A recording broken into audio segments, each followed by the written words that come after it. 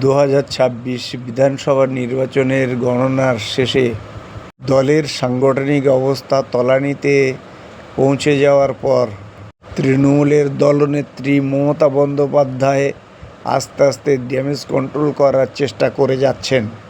দিল্লি থেকে কংগ্রেসের সঙ্গে বৈঠক করে ফিরে আসার পর তিনি দলের মধ্যে অনেক রদবদল করার চেষ্টা করে চলেছেন। ইতিমধ্যে ঋতব্রত বন্দ্যোপাধ্যায় তাকে বুড়ো আঙুল দেখিয়ে রাজ্যের বিরোধী দলের আসনে বসে গেছেন।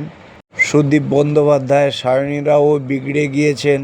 কাকলি ঘোষ দস্তিদারের নেতৃত্বে একদল সাংসদ এনডিএর শরিক হয়ে গিয়েছেন। দলের মধ্যে চরম দুর্নীতির জন্য সবংয়ের প্রাক্তন বিধায়ক মানস ভূঁইয়া দল ত্যাগ করেছেন।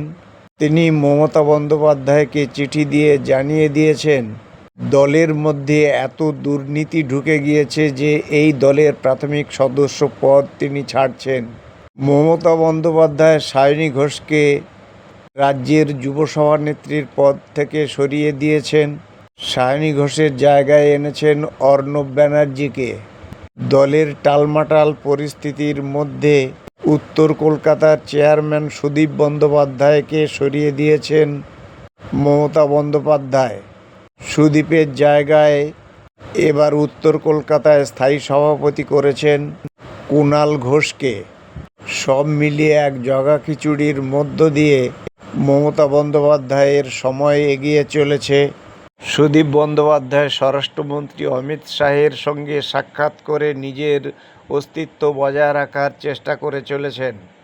ডক্টর মানস ভূঁইয়া বলেছেন, আমি মানুষের স্বার্থে কাজ করার জন্য রাজনীতিতে এসেছিলাম।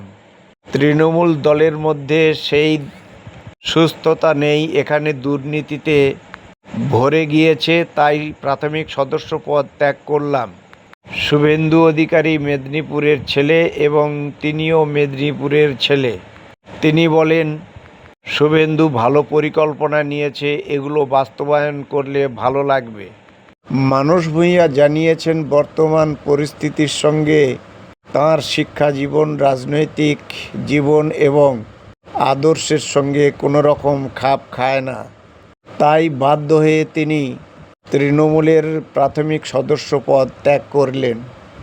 তিনি জানিয়ে দিয়েছেন মৃত্যুর আগে পর্যন্ত তিনি মানুষের সঙ্গে থাকবেন এবং জনসেবা করে যাবেন। তবে তিনি এও বলেছেন যে এই মুহূর্তে তিনি বিজেপি দলে যোগ দেবেন না। এই মুহূর্তে মমতা বন্দ্যোপাধ্যায় সদ্য মুখ্যমন্ত্রীর পদ থেকে বহিষ্কৃত হওয়ার পর প্রাণপণে দলের সাংগঠনিক ঘাটতি পূরণ করার চেষ্টা করে চলেছেন। তবে দলের সব নেতাদের বক্তব্য, তাঁর ভাইপো অভিষেক বন্দ্যোপাধ্যায়ের জন্য মমতার সাজানো সংসার শেষ হয়।